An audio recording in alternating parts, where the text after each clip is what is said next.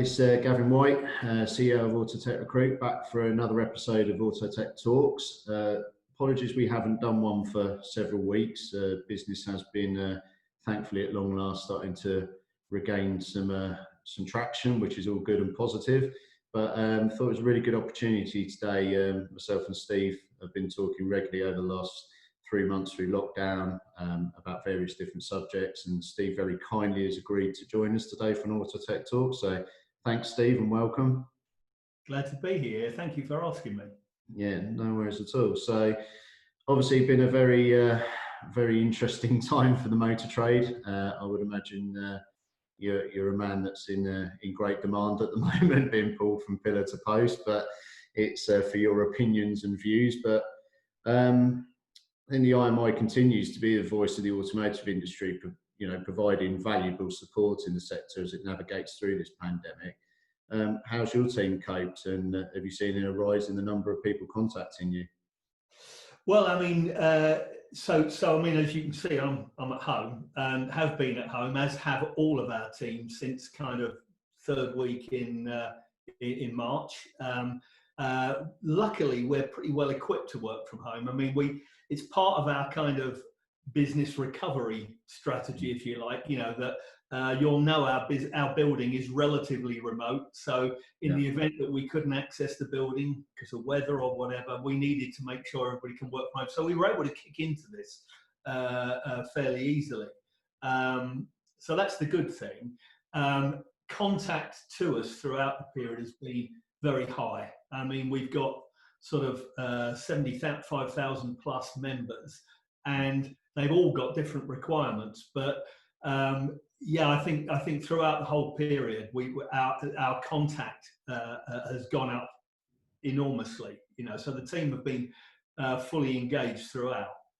Yeah, no, I could imagine, and knowing, just speaking to some of our clients here as they're sort of coming back, there's still a lot of work to do as well. There's a lot of support needed because obviously as they're bringing their staff back from furlough, and certainly for a lot of independent garages and businesses, that haven't got a vast HR department or things around employment law, the furlough scheme, all this sort of stuff. It's uncharted territory for a lot of these companies, and they're having to sort of try and wade through the mire at the moment, aren't they, while trying to get their business back up on its feet and make some money.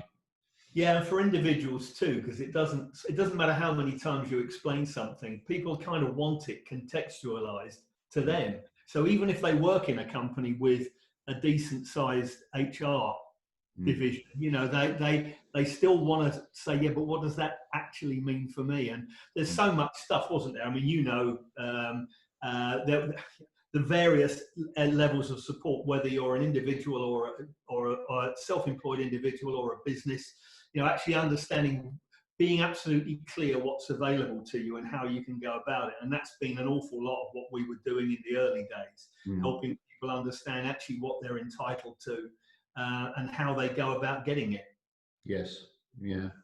So on that subject of support, what have been the key concerns raised during this period, and do you think there's been enough government support for the sector?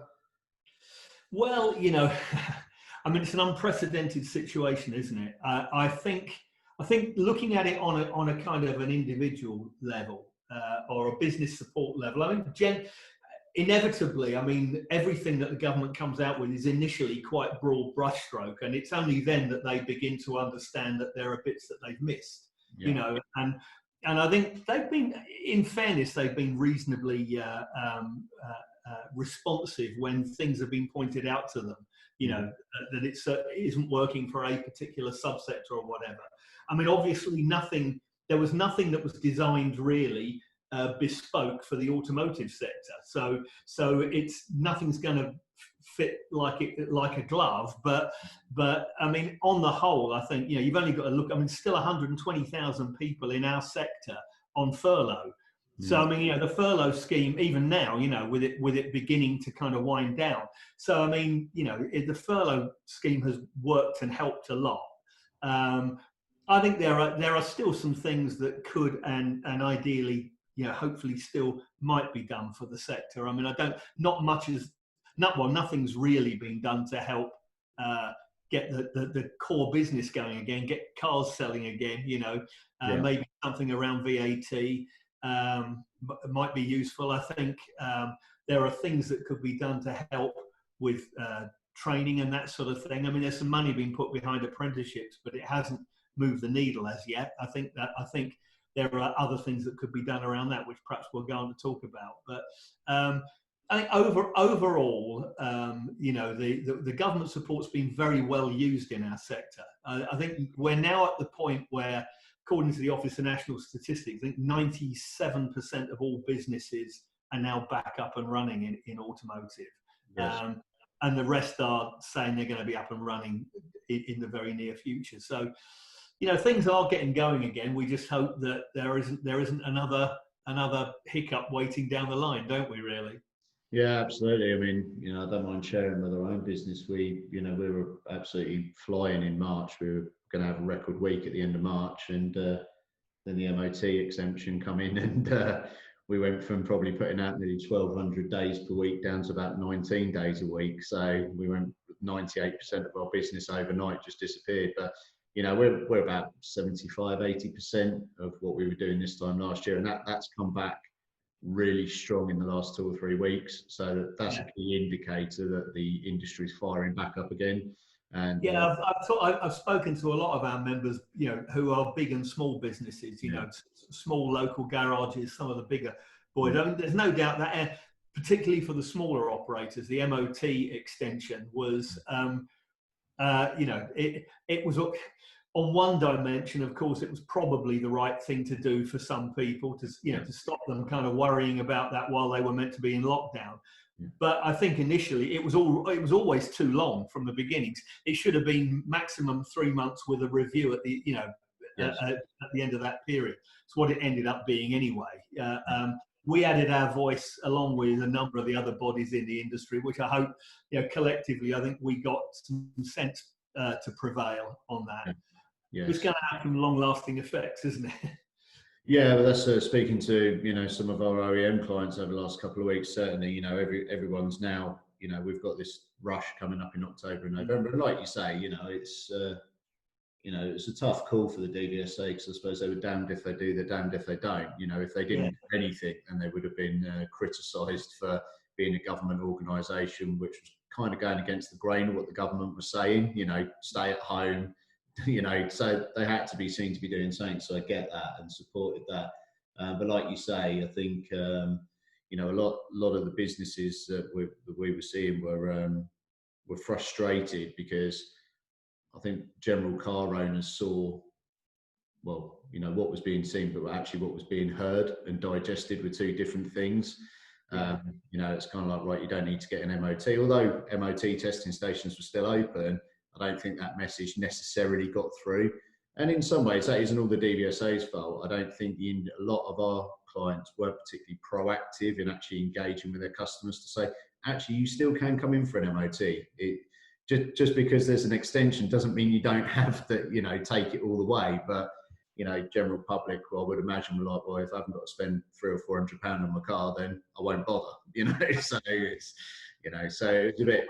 Don't we? I mean, we know that there's quite a high proportion of people, it's the only money they spend out in a year. They do the MOT because they have to, and if they get a pass, it's like, okay, that's fine then. And that's about all they'll do, for a year. So I suppose if that's the way you think, if you've got the opportunity to save that money as well, you're going to do it, aren't you? But Well, I think we calculated that by the time the extension was lifted or ended, there were something like 1.5 million unroadworthy cars on the road with based on normal failure rates. So it was the right thing to do to end it when they did. And and I think a lot of the OEM clients that I was talking to in the last week, sorry, going back to the point I was trying to make earlier, but went off tangent a bit, was actually a lot of them are looking into next year now. I know we've got this roughly 6 million vehicles that need dealing with in September, October and November, but there's going to be a big old dip in March next year.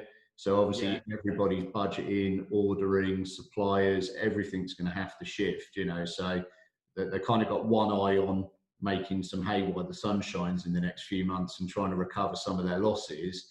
But actually, we're going to really need to, over the Christmas period, address this big problem that's going to be in March, this big hole of revenue that's going to disappear.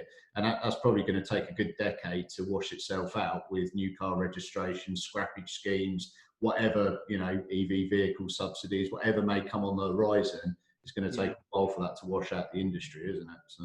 Yeah, it is. It is. And, there's no easy answer to that either, is there?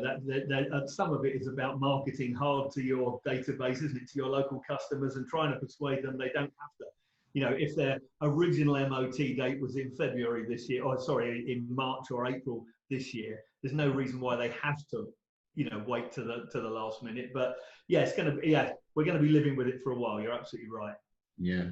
So we've all reported on the issues that the entire automotive playing field has faced over the last decade. I know when we started this business back in 2008 and 2010 in the global financial crisis, the lack of funding in the F&E colleges and the need for training in vehicle technology involves, and a general lack of highly skilled vehicle technicians, which we all know haven't really sort of existed for the last 10 or 12 years and probably longer. I know you don't have a crystal ball, but what are your thoughts and fears for the industry for the next decade?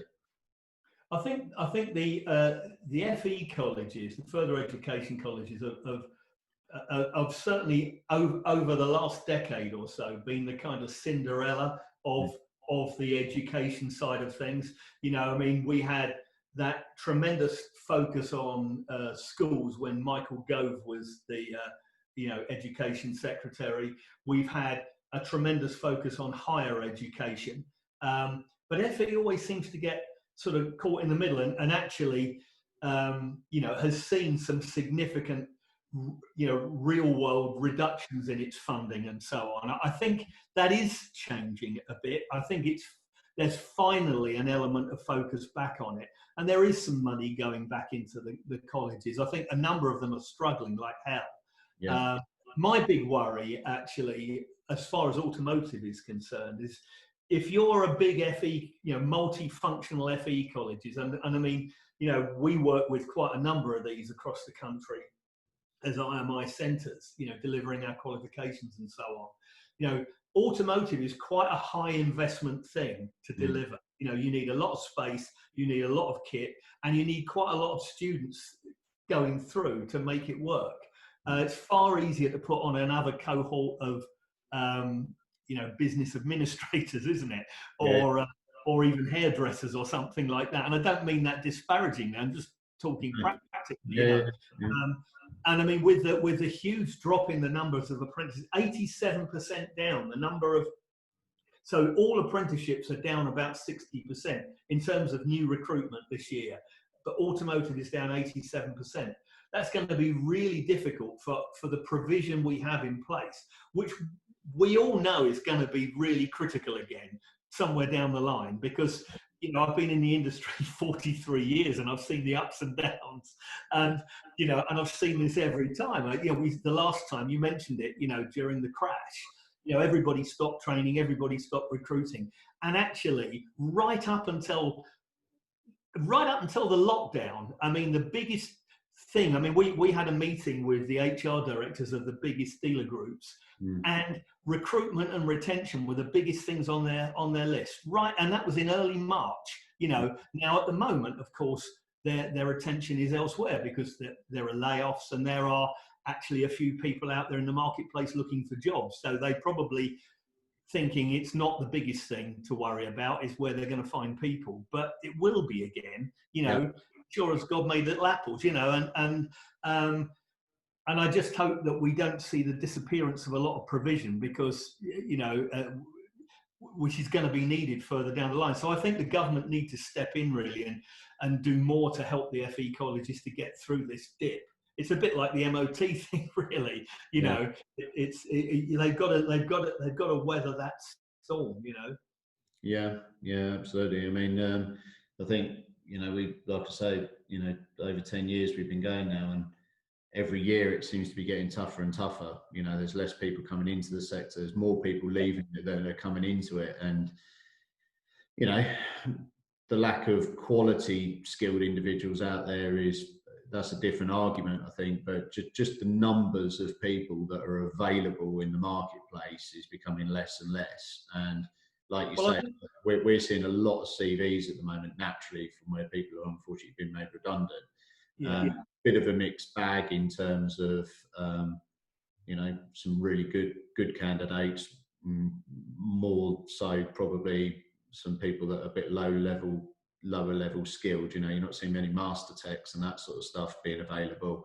But the concern is, what exactly happened in the crash. These people are re-skilled. They'll go and do something else. To go and do something else, we've pretty much lost them forever. And if apprenticeships and the colleges are now struggling to get people through their doors as well, it's just going to make that problem even harder. It will drive salaries up again. It will, and all the things that they don't want to happen will happen. So.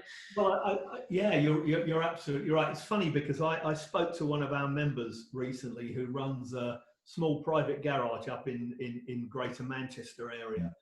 So I mean, obviously that's got its own problems with sort of local lockdowns and stuff like that. But he did say they were busy, but he also said to me, that the very thing you said, finding people is really, really difficult. And he said he'd lost one of his best guys who went off to work for a builder. And he said the chap kind of came back into his premises and to talk to him.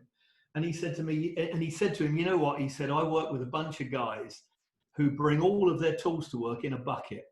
And he said, I bought more tools than that in my first year or two as an apprentice, and yet they're earning more money than I've ever earned, and that is the challenge, particularly at that end of the market, the smaller independent garages. And I think I think there will be fundamental changes there. I think the days of the generalist garage, are probably numbered. I think that in order to survive, people will need to specialize for all sorts of reasons, really, just simply because, the costs of trying to be equipped to do everything are high. So, there will inevitably be some changes, but I can see the seeds of some of the familiar problems that you and I have seen at many times before coming up again, because unfortunately, the nature of our industry is quite short term, because you've got to survive before you do anything else. Yes. So people's horizons are by necessity relatively low. Whilst you would want people to be in a position to go, you know what, I know that in a couple of years' time I'm going to need people, so I'm going to be recruiting now. If at the moment they've just got to get their business through a very difficult period, that is not what's going to happen, is it? It wasn't what happened 10 years ago in the crash. So absolutely, yeah. No, I think it's again, my fear is it will be a step repeat of what it was, and but we'll have to wait and see, won't we? So. The good thing is, Gavin, we always know the bad times are followed by better ones, So, I mean, to take the positive view, let's not forget we had, coming out of the crash, I mean, sort of early 2000 teens, sort of from 2012 to about 2017, we had a series of record markets, didn't we? And it's just about getting through, isn't it? And coming out to the other side.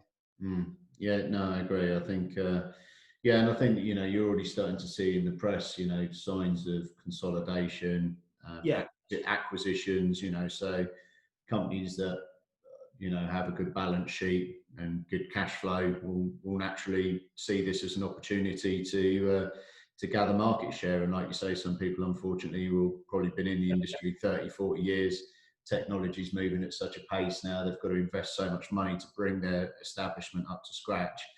I regularly speak to a lot of people where they're I'm thinking about jacking it in, because it's just becoming too much hard work, to sort of maintain standards and, Yeah, well, we were already facing some of the biggest changes we've seen for 100 years, weren't we? I mean, before any of this happened, but and some of them were changes that are happening to everybody. The sort of the rapid digitalization of the world we live in, but also for us, unprecedented amount of new technology and so on. And I know that quite a number of the smaller operators I've spoken to who are of a certain age were of that opinion that there's enough to keep me going for as long as I want to keep going, but actually, you know, I'm not going to be, and I don't want to be around when this all changes. You know what I mean? It's so there will, but you know, honestly, that's been going on at different paces depending on what's happening in the background for 100 years, hasn't it? The IMI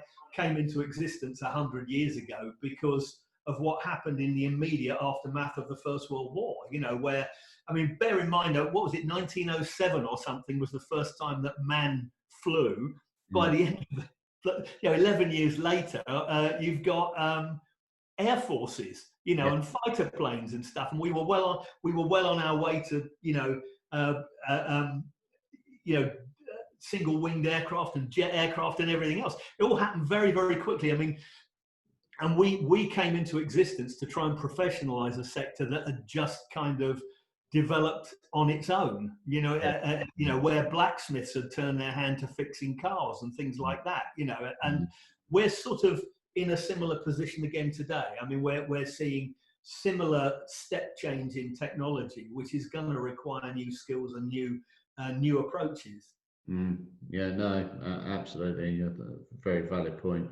A couple of the questions that I've got down here, actually, I think we've covered off in the discussion we've just had there around jobs and the lack of people and the MOT exemption and that. But just to flip it on the other side, I mean, is there any thoughts or advice you might think around how to retain talent? We're talking about people being lost and retaining people in the industry, but is there any sort of specific ideas or thoughts? Look, I mean, actually, I've been really impressed with the amount of engagement we've seen with training through the lockdown. So there's an enormous number of people who've done a great deal to keep themselves up to speed, to understand new technology and all that kind of thing.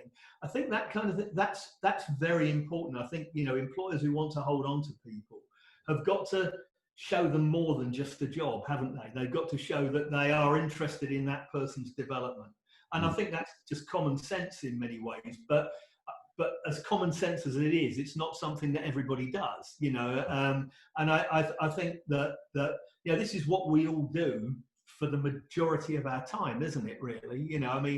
And so you've got to feel there's some value and some worth in it, and that you are valued, and I think as well, I mean, it's not all about having to show somebody that they can go from this promotion to this promotion. If you're a small business, you can't do that, but you can broaden someone's engagement and role within the business you've got,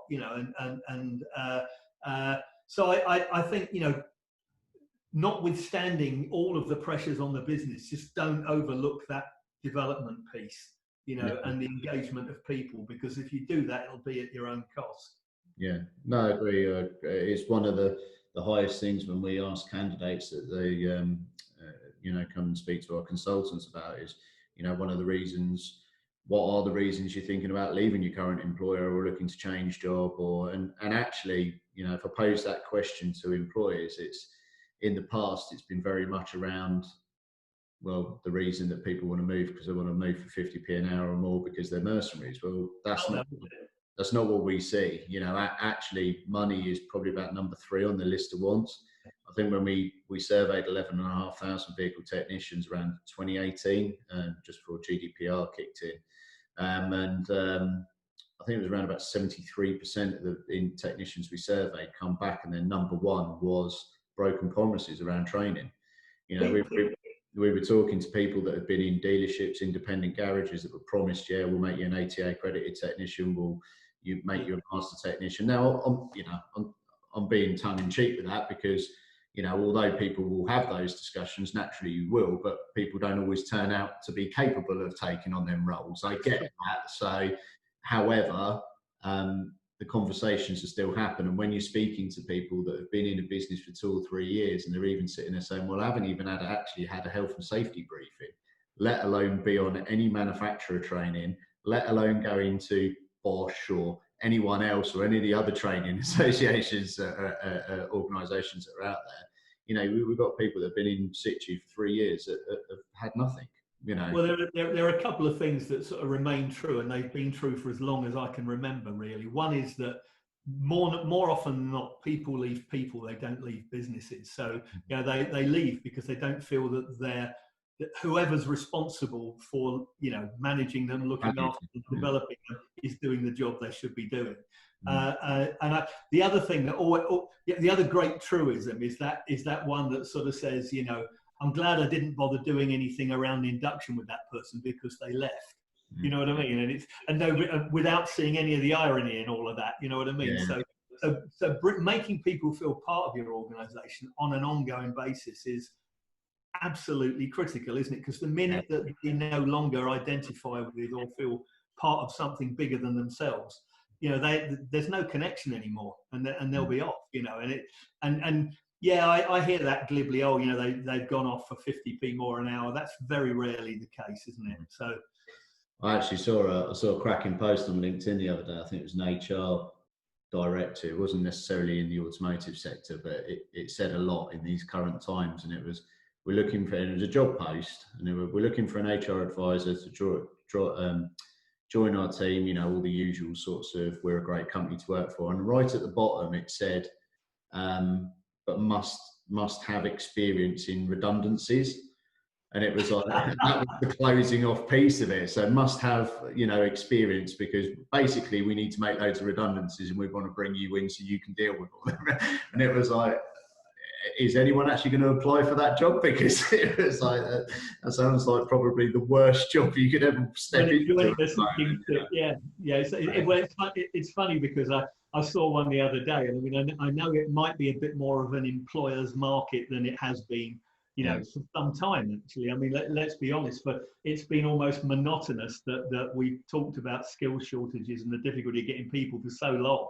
That you know, things have flipped somewhat as a result of the current circumstances. But it was somebody looking for a finance specialist, and it actually said must have at least 17, I don't know if it's a typo, but must have at least 17 years experience. It's like, we're looking for a unicorn, you know, or something doing this for 17 years. Why would they want to carry on doing it? You know what I mean? It's, you know, but well, we have quite a few of them unicorns, as you can imagine, I'm sure. So everyone wants Lewis Hamilton's chief engineer for 20 grand a year.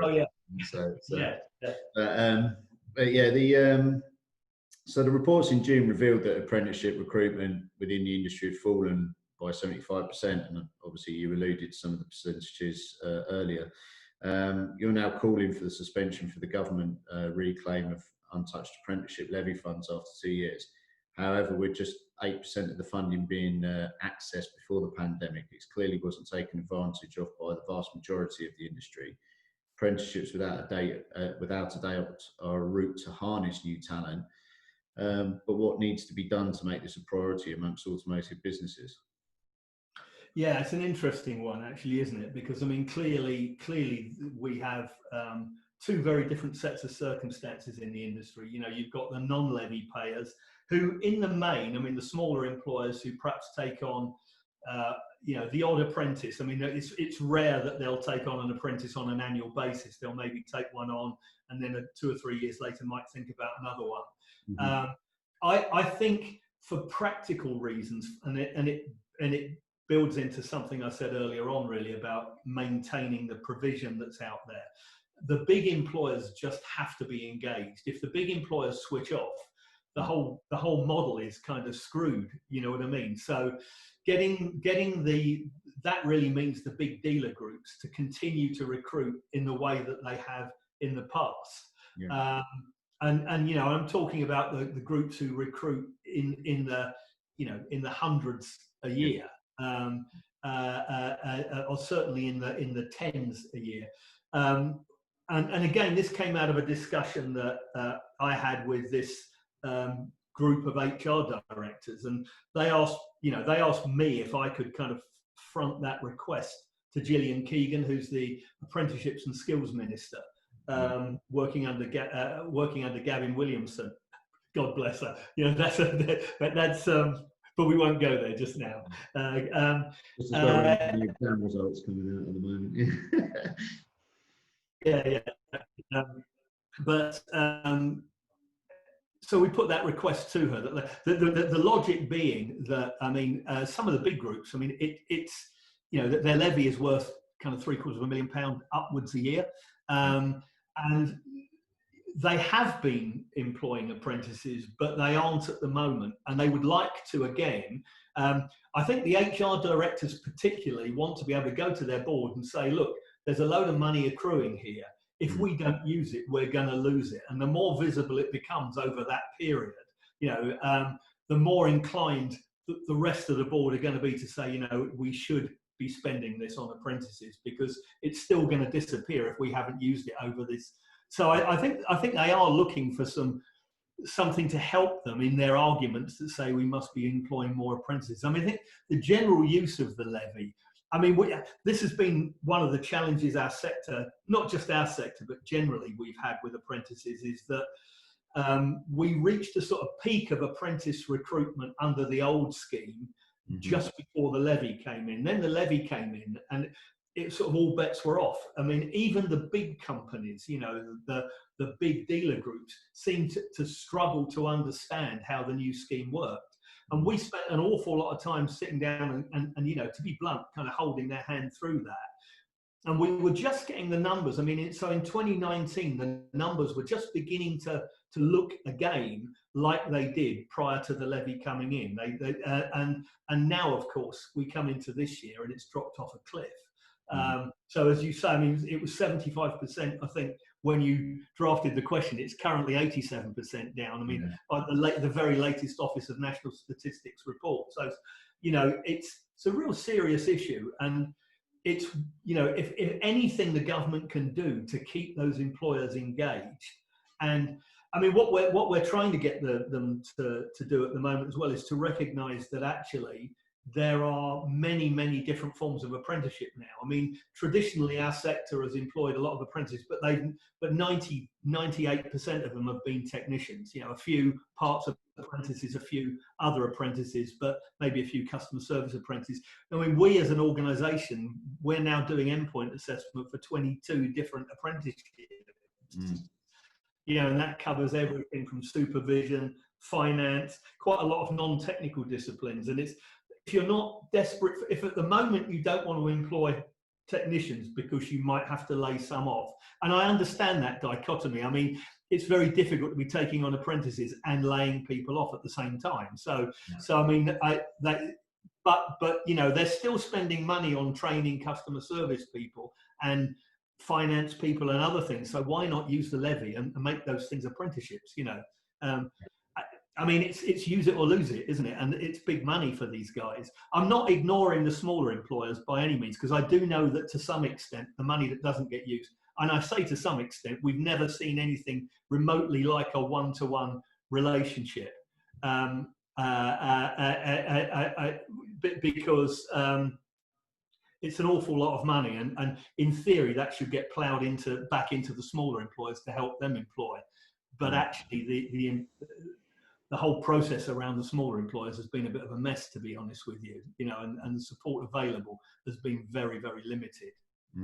Yeah, and I think again, for me, some of this comes back to the short-term view sometimes within the industry, because actually a lot of the larger clients we deal with, a lot of the senior management team within these businesses were all apprentices within the companies in the early days. So yes, you might start off as a vehicle technician apprentice, but you know, the amount of guys that are now dealer principals, general managers, after sales directors, you know, fleet directors, whoever they are, you know, they've got to you know, and Darren Edwards, who's the chief executive of SIT, who are the biggest dealer group in the country, was an apprentice.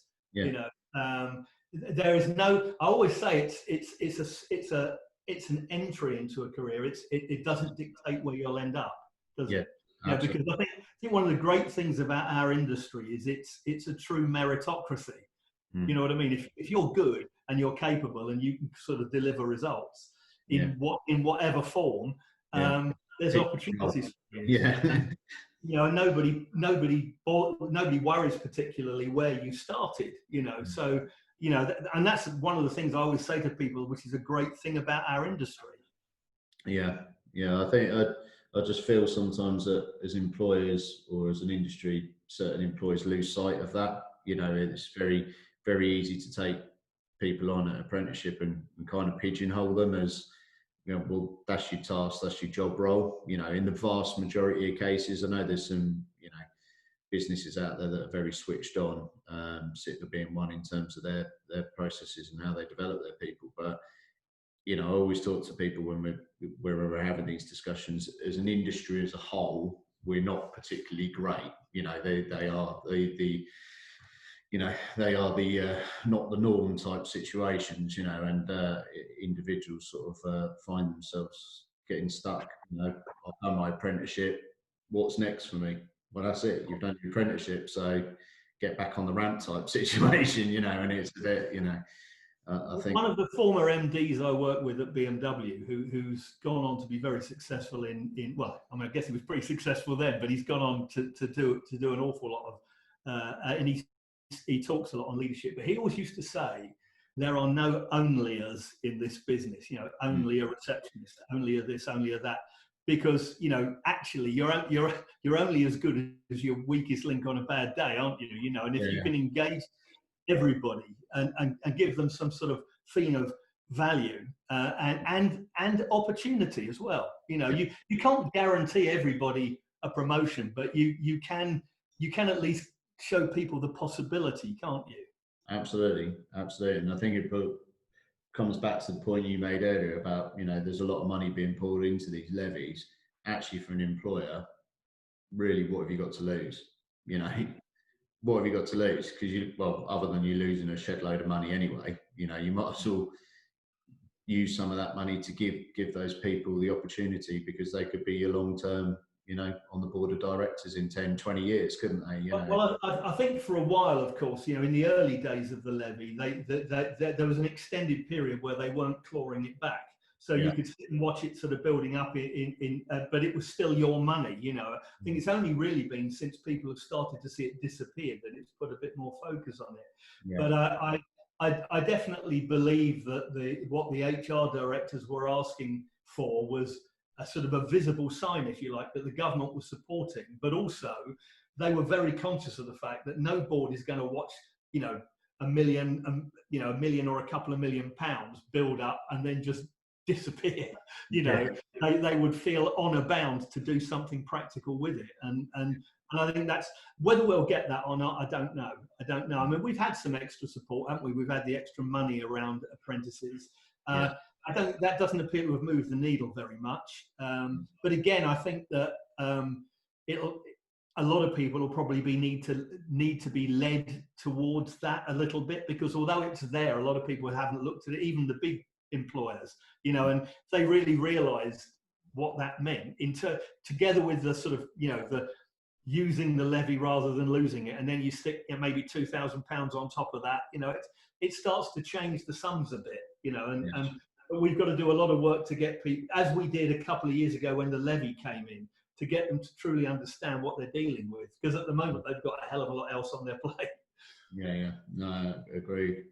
So just, you know, we've talked a lot about, you know, apprenticeships and skills shortage, which, you know, is something I'm sure you talk about every day and probably in your sleep. But interestingly, the news this week, and if we move towards sort of the technology side of things at the moment, the news this week, I think it came out Monday and Tuesday, that self-driving cars will be allowed on motorways within a further year, fuels the need of appropriate technician training.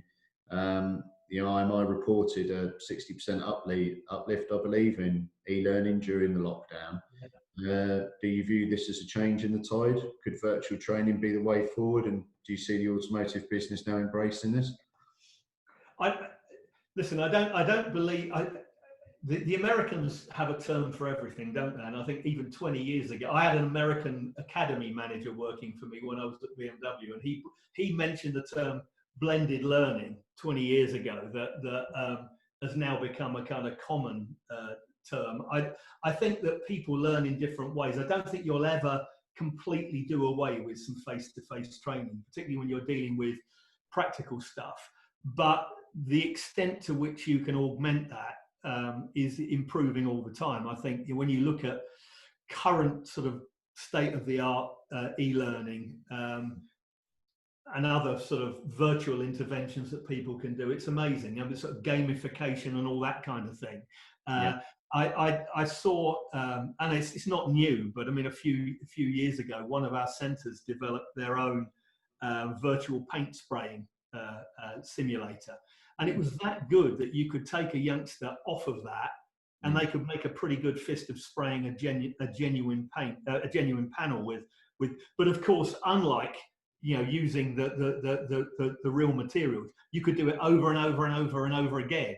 Whereas obviously the practicality of doing that with real paint and real panels is just not there. But the big thing that drove it was the fact that you got a score, and your score was visible along with everybody else's. And with the young generation being so engaged with gamification, it worked a treat. They found the students coming back over and over and over again. So, using the sort of modern technologies it's amazing. I mean, it will. I mean, I was talking to an academy manager last week, one of the big manufacturer academies, and he said that as a result of the lockdown, they've reviewed a lot of their programs. So he was saying that, for example, their introduction to the brand course, which up to now has been a 4-day residential course, will now only be 2 days residential and 2 days distance learning.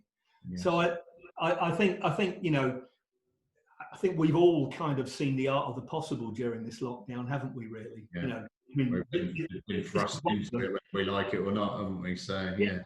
Well, what you and I are doing right now, is part of that, isn't it? Yeah, absolutely. No, agreed. So I was recently delighted to join the IMI Tech Safe, and thanks for the opportunity to come on board. The Sector Advisory Group to help drive forward the electrified vehicle professional standard. It's essential that the industry doesn't lose sight of the need to train vehicle technicians in electric vehicle servicing. Do you have any fears that this will now be put back on the back burner by government, automotive businesses, as they focus on getting the industry up and running? I don't have that fear as it happens. I think for a number of reasons, really. First of all, the electrification is now a tide which is kind of irresistible. You've got this. You know from having been part of that advisory group that we were involved in the consultation around whether or not the banning of internal combustion engines should be brought forward to 2035 or earlier. We don't know the outcome of that yet. The consultation finished, I think, at the end of last month, but we're 99.9% sure it isn't going to be staying where it is. So it's going to be 2035, possibly even earlier. At the other end of things, at this end of things, next year, the manufacturers have to meet these unbelievably strict emission targets, which they can only achieve through kind of quite wide-ranging electrification, zero and very ultra low emissions. So, the products are going to be with us. It's something that, grinds on, notwithstanding COVID and everything else. So the need for people to understand and be skilled enough, properly skilled to work with that, particularly bearing in mind that, the tech safe standards we developed were to meet legal requirements. I mean, so you've got the Electricity at Work Act, which says, if you ask somebody to work on a car that they're not properly, on an electrified vehicle, and they're not properly trained or equipped, and they get injured or worse, you will be liable. The HSE will come down on you, and you're likely to be heavily fined and prosecuted, and your insurers will not pay out on your liability insurance either. So, there's a real imperative there. So I think we've got a strong case around the electrification piece. I think we've got to keep the momentum going around other new technologies, whether it's ADAS or moving forward to, as you've already touched on, the fully autonomous driving. I think we're in a situation where, the issue of licensing in our industry has been around as an opinion piece for as long as I can remember, and there are as many people for it as there are against. I mean, but there's been no political appetite for it whatsoever.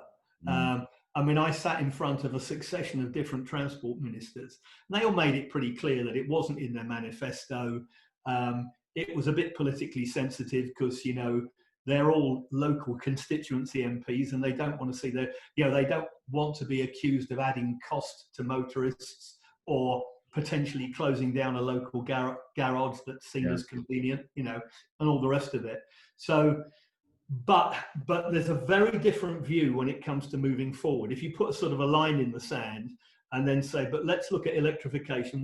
I've already talked about that, but the other new technologies that, you know, we're looking at as part of that advisory group, it stands to reason that you can't move forward without some kind of required standards. I mean, would you, it's a rhetorical question, but would you or anybody want to get in an autonomous car that had been set up and prepared by somebody who didn't know what they were doing, any more than you would climb in an aircraft that had been worked on by somebody who wasn't properly qualified, you know? So it's, I'm absolutely certain that there will be legal requirements, because I've had enough discussions with people at the Department for Transport and the Office for Low Emission Vehicles and so on, to know that they're already considering regulation, a lot of regulation around. It's the main reason we haven't seen a lot of autonomous vehicles on the road already, is because the regulation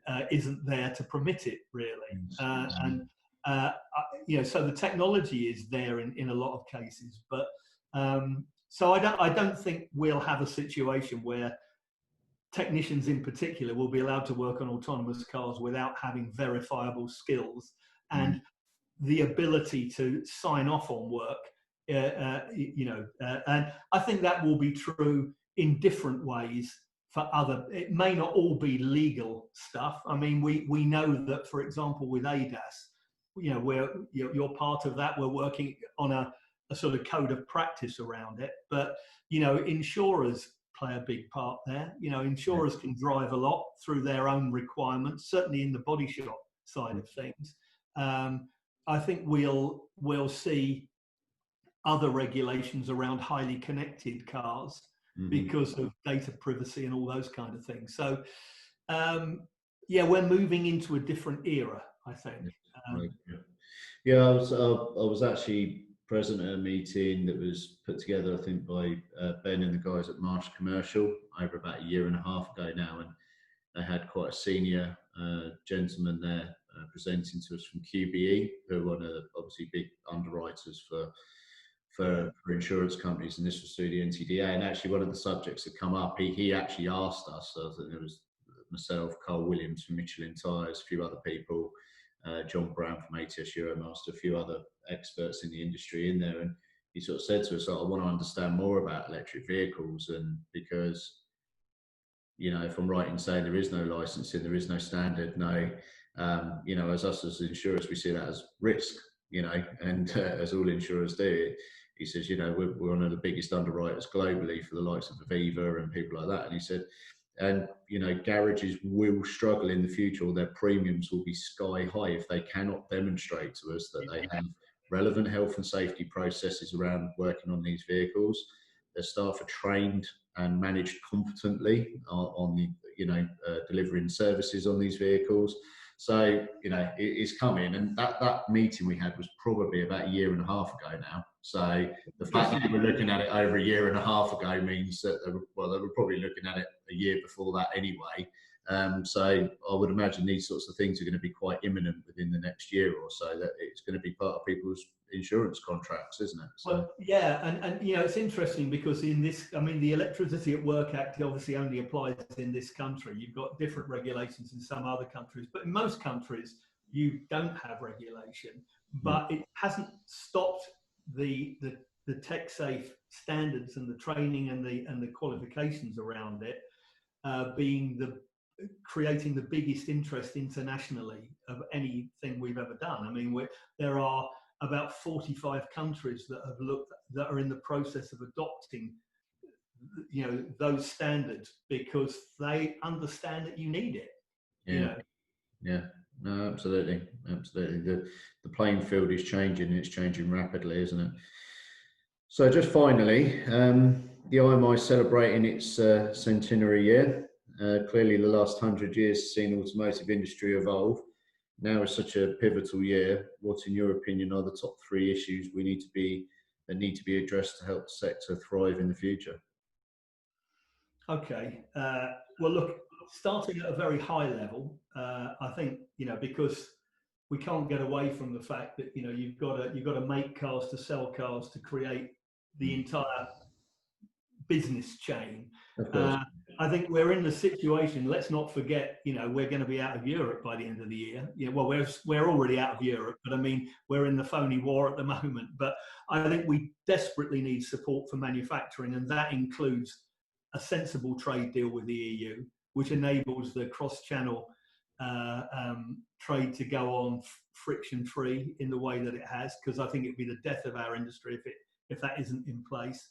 I mean, obviously, ideally, we'd like to see some other trade deals struck as well, possibly with the US or whatever. But that's a fundamental really for our industry, because otherwise, why would the likes of Nissan stay here, and so on. I think the something that's been talked about for as long as I can remember, but I think again, for the reasons we've touched on about this being a very key point in time, I think the whole distribution model needs sorting out. So bringing it down a level to how the cars get to the public.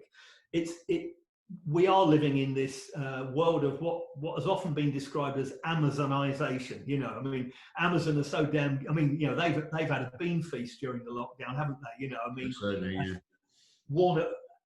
But I mean, they've sort of set the standard that everybody else is aspiring to in terms of how you deal remotely with people.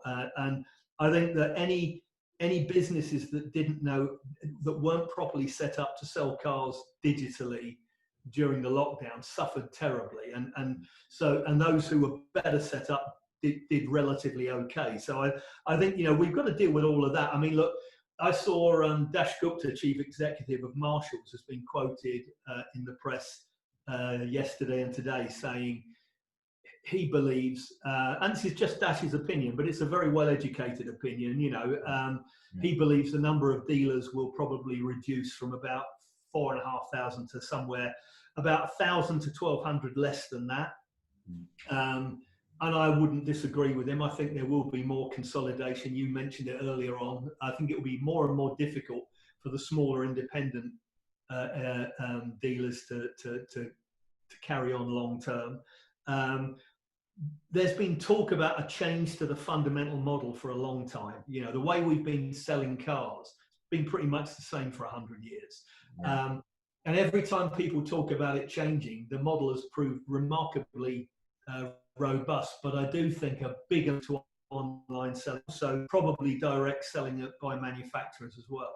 So Dash was talking about an agency model in which actually the stock is owned by the manufacturer. Brilliant for the dealer, because that takes millions off of his balance sheet. But I think new models of distribution will come about, and I think that it's about time more of the manufacturers started being open about that with their dealer bodies.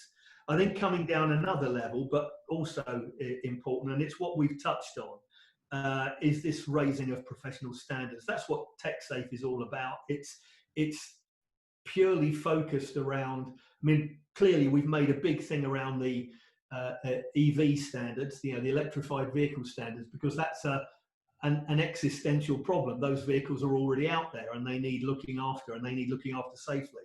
But I think we are going to see this progressive raising of standards by requirement, because new technologies are going to need it. And I think that will raise professionalism in a lot of areas. I mean, one of the complaints, the chap who said to me about his technician who left him to go and work for a builder, his biggest complaint was that, he's constantly competing with people who don't invest in training the way he does, who may not have a single recognizable qualification to their name, but they're cheap. And we have to move away from that. You know, it has to be fair competition, and that will provide a better living and better rewards for those who are involved. Yes. And who make the appropriate investments, and that's fair. That's still market forces, but it's fair market forces. You know what I mean? It's based on a professional job by professional people. Yeah, and I definitely, just on that final point for you, I definitely feel, you know, I've been in the industry myself 22 years now, car salesman and after sales before I started, but I did spend 2 or 3 years in the energy sector working for a contract recruitment business that supply gas engineers, and this was going straight through where the period from the Corgi registration to, you know, it fundamentally was found that, you know, people were basically getting orange stickers on their vans for a brown envelope and things like that, full of cash. And they were in, actually, when you look what the plumber gas sector, wasn't dissimilar to what the vehicle industry was in some ways, certainly around vehicle technicians. You know, a lot of them were supplying their own tools, their own van, having to pay for, you know, their own education, all these sorts of costs that were around it. And it was actually the big gas suppliers that got on board, you know, your SSE, Scottish Power, you know, they're sorts of organised British Gas. And they actually got together and said, look, you know, we can't continue to keep having this price war with one another, because actually all we're doing is ruining the industry for ourselves and for our customers. Hence why the gas safe register come about, you know, and back then it was exactly the same with government. There wasn't any political appetite whatsoever to form this gas safe register.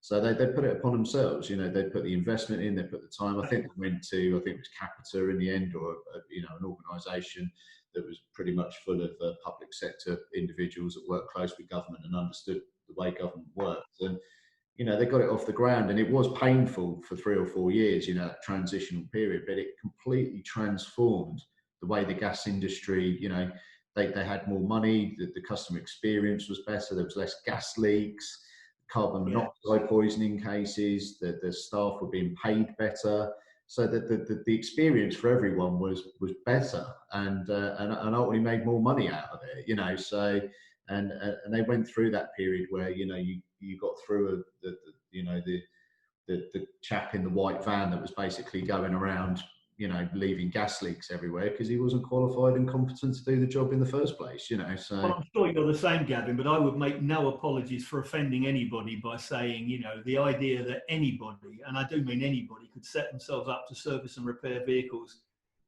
you know, regardless of their background and knowledge or experience or anything else, is entirely wrong.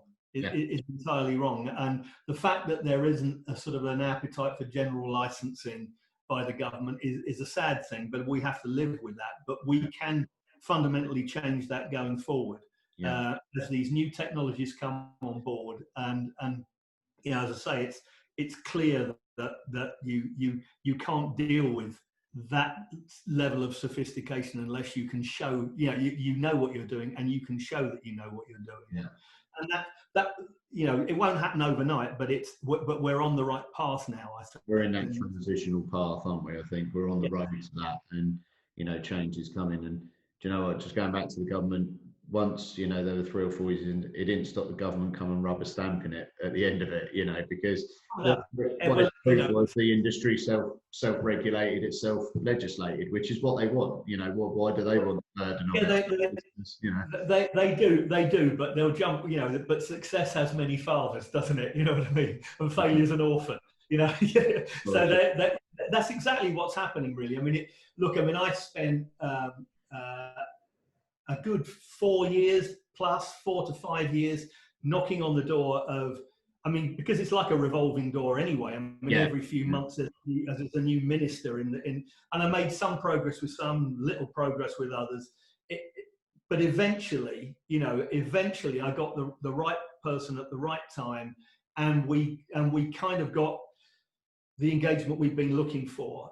And it was good, though, that around the electrified vehicles, we didn't actually need, I think that was the biggest realization, that we didn't need new regulation because it was already there.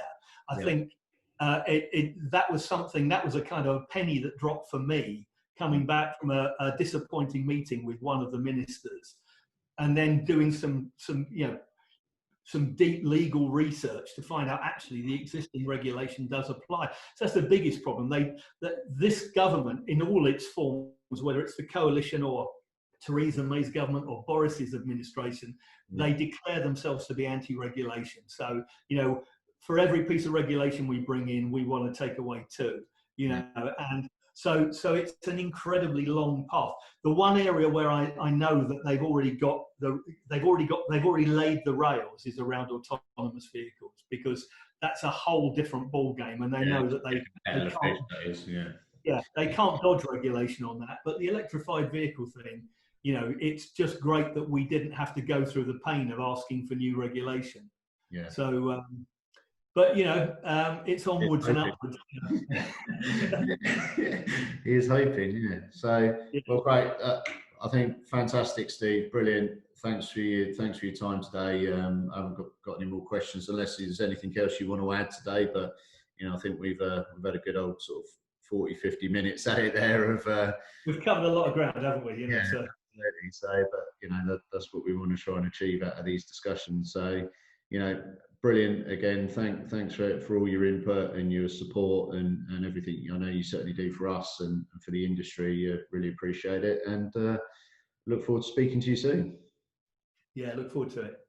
Cheers, Steve. Speak to you later. Thank you.